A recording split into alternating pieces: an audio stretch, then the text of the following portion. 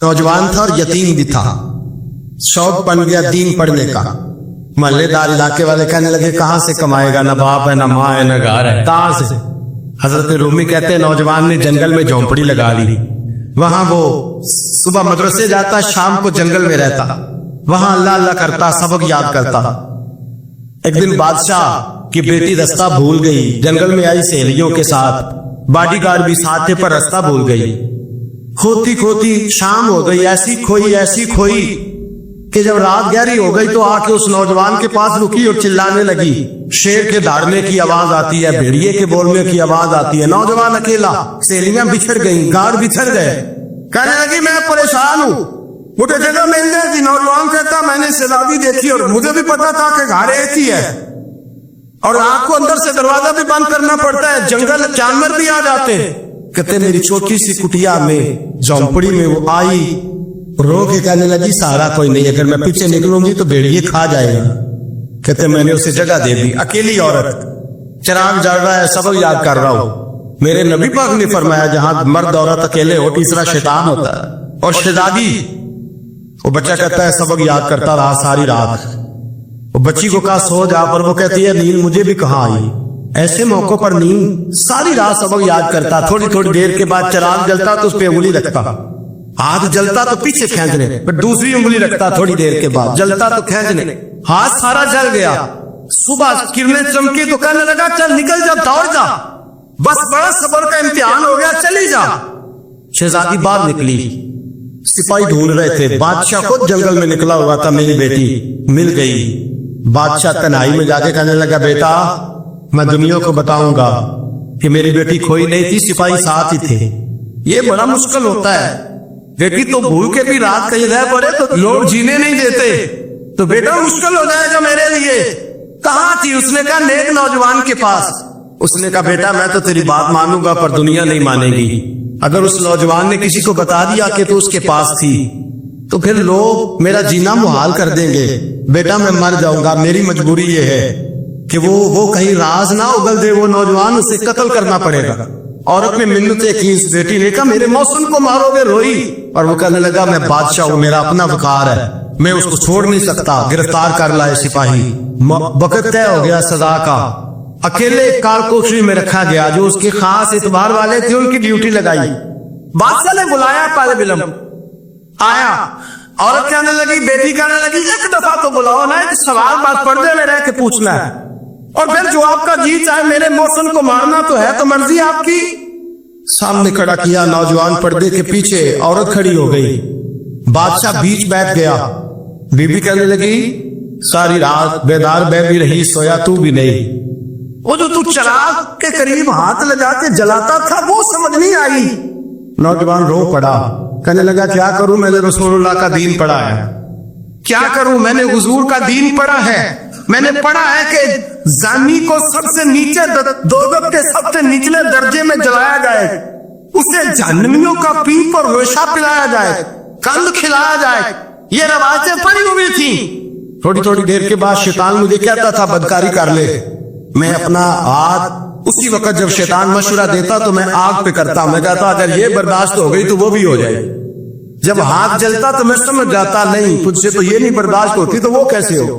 फिर मुझे शैतान मशवरा देता कोई देख नहीं रहा तो बुलाने नहीं गया, खुद आई, मैं दूसरी उंगली लगा देता। मैंने हाथ जलाया और मैं समझ गया जब छोटे से चिराग की इतनी सी शमा की आग नहीं बर्दाश्त होती तो दोज़ख कैसे बर्दाश्त होगी। कहते मैं बाज आया। बादशाह ने ये कहानी सुनी, लफ्ज सुने तो चीख मार के रोया। कहने लगा तालिब इल्म तू तो मेरे नबी का सच्चा गुलाम है और मेरे रसूल के जो सच्चे गुलाम होते हैं उन्हें फांसियां नहीं दी जाती, उन्हें तख्त में बिठाया जाता है। अब तुझे सजा नहीं होगी बल्कि मैं अपनी बेटी का निकाह तेरे साथ करूंगा और मेरे बाद इस सल्तनत का बादशाह भी तू ही बनेगा। अब वो नौजवान वहां नारे लगा रहा है, कहता लोगों तुम मुझे कहते थे दीन से क्या मिलता है, दीन से तो अल्लाह तख्त व ताज भी अता फरमा देता। अगर नौजवान शर्म व हया वाले बन के रहे अल्लाह सारी इज्जतें दे देगा। देखे ना अल्लाह के फजल से इज्जत मिलती है और जब कोई इज्जतदारों जैसा काम ही ना करे।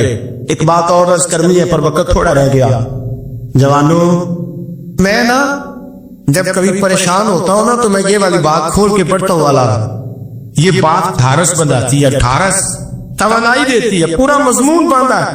اعلیٰ حضرت کہتے ہیں بہروپیہ تھا, مداری, روح بدل بدل کے دکھایا کرتا تھا, بادشاہوں سے انعام لیتا تھا. ایک دن اورنگزیب عالمگیر کے پاس آ گیا, کہنے لگا میں روح بدلوں گا, اگر آپ پہچان نہ سکے تو میں انعام لوں گا. آپ نے فرمایا میں کوئی ایسے ویسا بادشاہ نہیں, کہا مجھے دھوکہ دینا مشکل ہے, کہا نہیں میں روح بدلوں گا. حضرت اورنگزیب عالمگیر بڑے نیک بادشاہ گزرے, بڑے پرہیزگار. وہ بہروپیہ کہنے لگا میں روح بدلوں گا, آپ نہیں پہچان سکیں گے. فرمایا چل جتنا تیرے اندر زور ہے لگا لے. حضرت نے اعلان کیا کہ میں نے فوجی بھرتی کر دے, 2 ماہ کے بعد ٹیسٹ ہوگا. وہ 2 مہینے دوڑتا رہا, رنگ روپ بناتا رہا, آیا ٹیسٹ دینے, 2-3 سپاہیوں کا امتحان لیا. اس کی باری آئی تو 10 روپے دیے, کہنے لگے تیرے آنے جانے کا کرایا میں نے تجھے پہچان لیا ہے. کچھ دنوں کے بعد جانے لگے سفر پر تو بھکاری آ گئے خیرات مانگنے. اس نے بھی سارے منہ پر سیاہی مال لی, کپڑے پھاڑ لیے, سر کے بال مڈا لیے, پگے تک کٹا لی, بدرنگ ہو کے آیا. کس آگے کیا تو حضرت نے 10 روپے ڈالے, کہنے لگے تیرے آنے جانے کا کرایا میں نے پہچان لیا ہے. کچھ دن گزرے تو ٹیچر کی ضرورت تھی, اس نے منہ سے بڑی کر لی, داڑھی نکلی لگا لی, سر پہ جنا کیپ پہن لی, ایک شیروانی لے لی اور ہاتھ میں چھڑی پکڑ کے آیا. کہنے لگا میں استاد ہوں, 2-4 بندوں کا امتحان لیا, اس کی باری آئی تو 5 روپے دیے, 10 روپے دیے, کا تیرا کرایا میں نے پہچان لیا.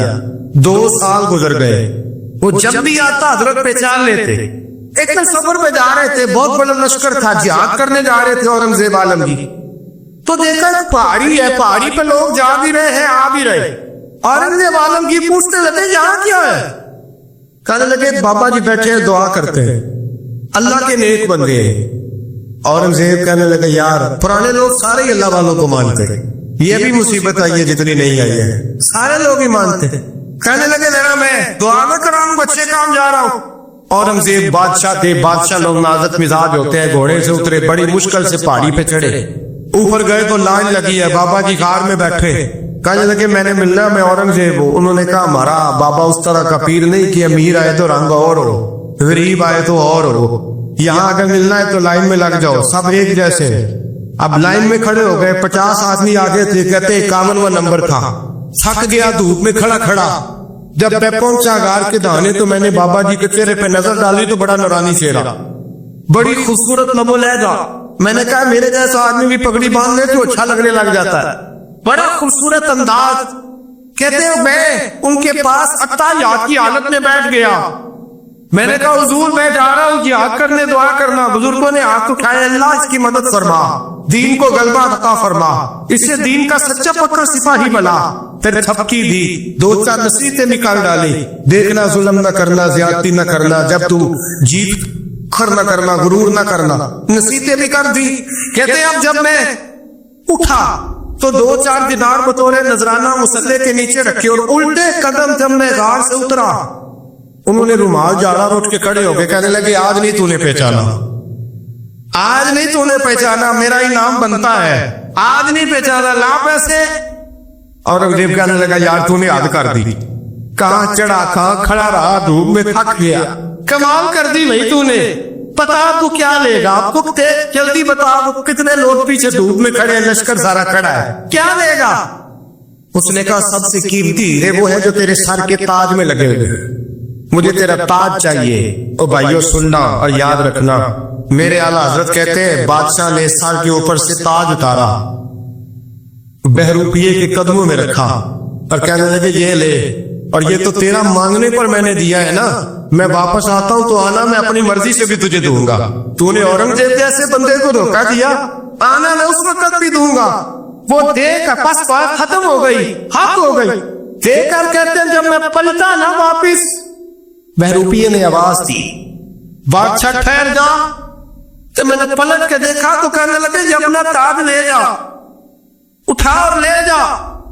میں نے کہا 2 سال بیت گئے تجھے محنت کرتے, آج قابو آیا تو لے جاؤ. کہنے لگا لے جا, مسئلہ سمجھ میں آ گیا.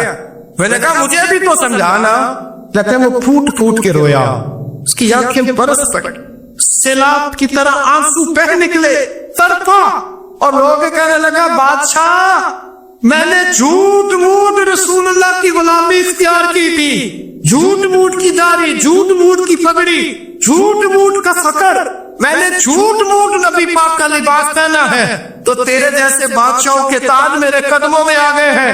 اگر میں سچ مچ رسول اللہ کا غلام بنوں گا تو اللہ کیا کچھ عطا فرمائے, اللہ کتنی نعمتوں سے نوازے. میرے اعلیٰ کیا فرماتے ہیں؟ اعلیٰ حضرت فرماتے ہیں فرشتے بھی کرتے ہیں تعظیم میری. کون جی؟ اللہ ایسا عقیدہ بھی کم ملے گا جو بریلی کے امام کا عقیدہ ہے, ایسا بھی کم. کہتے ہیں فرشتے بھی کرتے ہیں تعظیم میری. کیوں؟ فرمانے لگے فدا ہو کے ان پر یہ عزت ملی. بغداد کے ایک درویش عالم تھے, تو وہ جب بھی نماز پڑھاتے نا تو کسی تاجر کی 2 بیویوں کے بارے میں دعا مانگتے. توجہ ہے میری بات پر؟ نماز پڑھاتے تو کہتے ہیں اللہ اس تاجر کی 2 بیویوں کو اپنی خاص رحمتیں عطا فرما. ایک دن لوگ ان کے گھر اکٹھے ہو گئے, کہنے لگے بابا جی بتائیں تو صحیح وہ بیویاں کون تھی جن کے لیے آپ دعا مانگتے؟ تو فرمانے لگے میرے شہر کا ایک تاجر تھا, بہت بڑا تاجر تھا, مالدار تھا پر بے اولاد تھا. اسے بغداد سے ملک شام جانا پڑتا تھا تجارت کرنے, اور کئی مہینے اسے شام کے ملک میں رہنا پڑتا تھا. اس نے اس طرح کیا کہ وہاں بھی ایک شادی کر لی. تو جو ہے نا میری بات پر, کیا کر لیا اس نے؟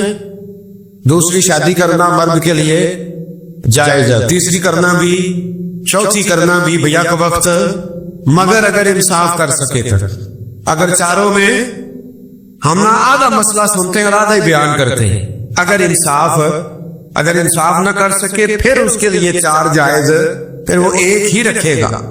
تو عزیز دوست دوسرا نکاح کر لیا, شادی ہو گئی. اب وہ وہاں کچھ زیادہ وقت گزارنے لگا, مالدار آدمی تھا, بیوی کو مکان بھی لے کے دے دیا.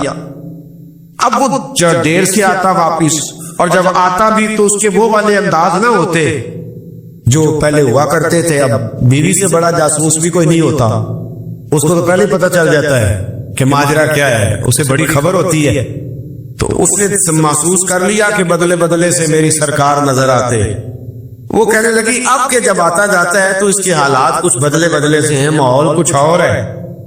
اس نے ایک بوڑھا آدمی جو اس کا عزیز بھی تھا اور سمجھدار بھی تھا اس کو تیار کیا. کہنے لگی اب کہ جب ملک کے شام جائے نا تو اس کا پیچھا کرنا اور خبر کرنا کہ کہاں رہتا ہے, کہاں جاتا ہے, کیا کرتا ہے. وہ بوڑھے بزرگ جو تھے وہ خاتون کے کہنے پر کچھ اس نے کرایہ بھی دیا. وہ اس تاجر کے پیچھے گئے اور واپس آ کے خبر دی. کہنے لگے کہ تو 2-3 سال بیت گئے, اس نے وہاں بھی شادی کی ہوئی ہے, تجھے بتایا ہی نہیں. ابھی بھی بڑی سمجھدار تھی, حوصلہ مند, زیرک, اس نے شور نہیں مچایا. اس نے کہا کہ میں نا اب جب آئے گا نا تو طریقے سے بات کروں گی اور پوچھوں گی کہ ایسا کیوں کیا. اور یہ بھی اس نے آ کے بتایا کہ اگر تیرے ساتھ نکاح کے بعد اسے اولاد نہیں ملی تو اولاد وہاں بھی کوئی نہیں. یہ مکمل تفصیلات. اب جب اس دفعہ خامند آیا تو آتے ہی وہ بیمار ہو گیا, کمزور ہونے لگا. اب خاتون نے مناسب نہیں سمجھا کہ آتے ہی دھڑام سے میں اس کے سر پر یہ ٹھوڑ دوں کہ تو نے نکاح کیا ہوا ہے اور مجھے بتایا نہیں. وہ ذرا تسلی میں رہی, کچھ وہ بیمار تھا, حوصلہ رکھا, خدمت کرتی رہی. کچھ دن گزرے تو وہ تاجر انتقال کر گیا, فوت ہو گیا.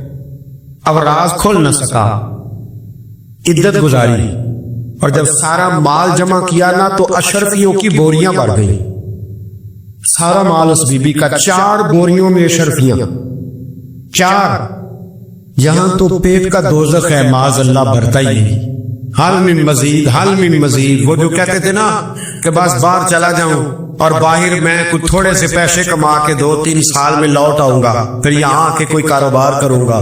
وہ گئے ہیں تو واپس نہیں آئے. وہ جو کہتے تھے نا بس میں نے اتنا سا کاروبار کرنا ہے کہ مکان بن جائے, انہوں نے 4 مکان بھی بنا لیے ہیں, لیکن بریک حل میں مزید کی دوڑ ہے. اب 4 بوریاں اس عورت نے چھپائے رکھی. کوئی بندہ نہیں جانتا بغداد میں کہ ملک کے شام میں تاجر کی دوسری بیوی بھی ہے. جب وہ فارغ ہوئی تو اس نے اس بوڑھے جاسوس کو پھر بلایا اور 2 بوریاں اونٹ پہ رکھی, خود بھی ساتھ بیٹھی اور ملک شام گئی. اللہ اکبر. وہ بزرگ کہتے ہیں میں ایسے نہیں دعا کرتا. اس کو جا کے کہنے لگی میں اکیلی وارث نہیں ہوں, آدھے کی وارث تو بھی ہے. میں اکیلی وارث نہیں, یہ تقسیم وراثت ہے. آدھی کی وارث تو بھی ہے, تو رکھ اپنے پیسے. مجھے پتا اس نے نکاح کیا تھا پر مجھے بتایا نہیں تھا, تو رکھ اپنے پیسے, میں تجھے دے رہی ہوں. آدھے تیرے ہیں, آدھے میرے ہیں. اس نے نظر اٹھائی تو رو پڑی، کہنے لگی نہیں اب یہ سارے تیرے ہی ہیں، اگر تو اللہ سے ڈرتی ہے تو میں بھی رب سے ڈرتی ہوں، اگر تو مصطفیٰ کریم کا کلمہ پڑھتی ہے تو میں بھی اسی نبی کی ماننے والی ہوں۔ کہا بات کیا ہے، میرا کیوں ہے سارا؟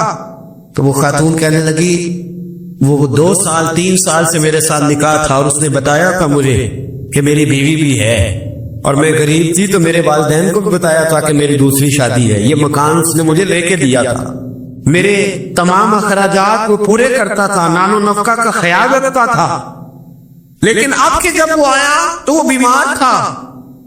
اس نے مجھے بتایا کہ مجھے طبیب نے بتایا ہے کہ میں شدید بیمار ہوں، شاید بچ نہ سکوں۔ تو کہنے لگی وہ مجھے کئی لاکھ روپے بھی دے گیا اور جاتے دفعہ مجھے طلاق بھی دے گیا، فارغ کر گیا۔ کہنے لگا تو جہاں چاہے میرے بعد نکاح کر سکتی ہے، اور کہنے لگا میں چاہتا تھا پہلی بیوی کو بتا دوں، موقع نہیں بنا اور اس کا دل نہ ٹوٹے، بتا نہیں پایا، لہذا وہ مجھے ڈھیر سارے پیسے دے چکا ہے، سارا میرا حصہ مجھے پہلے سے دے چکا ہے میری بہن، اب یہ 4 بوریوں میں سے 2 میری نہیں بلکہ 4 کی 4 ہی تیری ہے، تو ہی اس کی حقدار ہے۔ تو بزرگ کہتے ہیں مجھے بتاؤ جن کے اندر اس قسم کے تقوی کی جھلک ہو ان کے لیے ہر نماز کے بعد دعا مانگنی چاہیے کہ نہیں مانگنی چاہیے؟ حضرت عمر کے زمانے میں نا ایک نوجوان تھا، نیک تھا، مسجد جایا کرتا تھا رات کو، تو مسجد جا رہا تھا تو رستے میں ایک عورت نے دعوت گناہ دی، ابن عساکر نے اس کو لکھا ہے۔ تو نوجوان تھا، خواہشات تھی، کچھ طبیعت مائل ہو گئی، ابھی ادھر جا ہی رہا تھا کہ کسی نے آیت پڑھ دی والی من خاف مقام ربہ جنتان، جو رب کے سامنے کھڑے ہونے سے ڈرے گا اللہ 2 جنتیں دے گا۔ اتنا ڈرا کہ بے ہوش ہو کے گر پڑا۔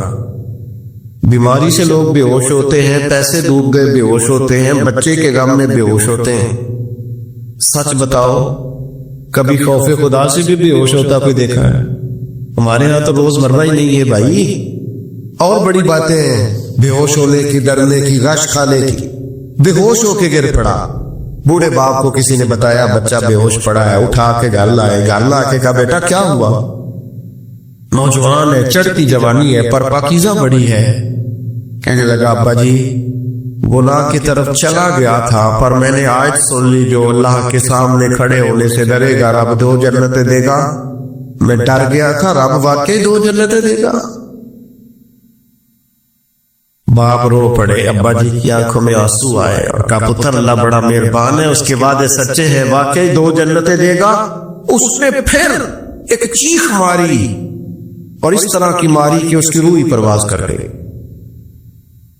روح ہی پرواز کر، کشتگانے خنجر تسلیم را، عشق کی خنجر سے قتل ہو گئے لوگ۔ صبح حضرت عمر کو پتا چلا کہ انہوں نے تو رات جنازہ بھی پڑھ دیا، تدفین بھی کر دی۔ جناب عمر فرمانے لگے اتنا نیک نوجوان خوف خدا سے دنیا سے چلا گیا، مجھے کیوں نہیں بلایا میں جنازہ پڑھتا؟ فاروق اعظم فرما رہے